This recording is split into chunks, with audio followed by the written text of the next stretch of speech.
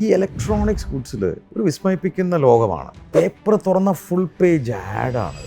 എല്ലാവരും കൂടി ചേർന്ന് ഒരു സീസൺ. പണ്ടൊക്കെ നമുക്ക് വല്ല ഓണവും ക്രിസ്മസ് എന്നൊക്കെ പറഞ്ഞാൽ ഇന്നിപ്പോൾ റിപ്പബ്ലിക് ഡേ വന്നാലും എന്ത് വന്നാലും സ്കീമുകൾ. അത് MRP എവിടെ കിടക്കുന്നു, കസ്റ്റമർക്ക് ഓഫർ ചെയ്യുന്ന പ്രൈസ് എവിടെ കിടന്നു, ഒരു പിടിയും കിട്ടുന്നില്ല. എങ്ങനെ ഇത് ഈ പ്രൈസിന് കസ്റ്റമർക്ക് കൊടുക്കാൻ പറ്റും? അല്ല, അത് എന്ന് പറഞ്ഞാൽ ബൈയിങ്, നമ്മൾ ബൾക്ക് ബൈയിങ് ആണ്. നമ്മളിത് ടേൺ ഓവർ ബിൽഡ് ചെയ്യുന്നതിൻ്റെ മെയിൻ ഒരു ഇതെന്ന് വെച്ചാൽ കമ്പനികളിലൊക്കെ പല സ്ലാബുകൾ ഉണ്ടാവും.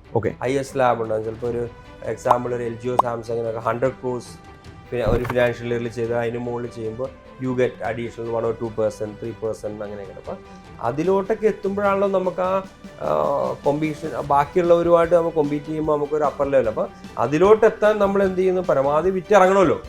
ഇത് മേടിച്ച് നമുക്ക് മണി പവർ ഉണ്ടെന്ന് പറഞ്ഞ് മേടിച്ച് നമ്മൾ വെയർ ഹൗസ് വെച്ചിട്ട് കാര്യമില്ല. ഇത് മൂവ് ചെയ്യണം. കാരണം ഇതിനൊരു ഏജിങ് സ്റ്റോക്ക് ആയിക്കഴിഞ്ഞാൽ പ്രശ്നം, മോഡൽ ചേഞ്ച്, ഇങ്ങനെ പല കാര്യങ്ങളുണ്ട്. അപ്പോൾ ഇത് ഭയങ്കര ഒരു റിസ്കി ബിസിനസ്സാണ്. പക്ഷേ ഭയങ്കര ചലഞ്ചിങ്. ബിസിനസ് ഇഷ്ടപ്പെടുന്നവർക്ക് ഭയങ്കരമായിട്ട് ഇഷ്ടമാവുകയും ചെയ്യും.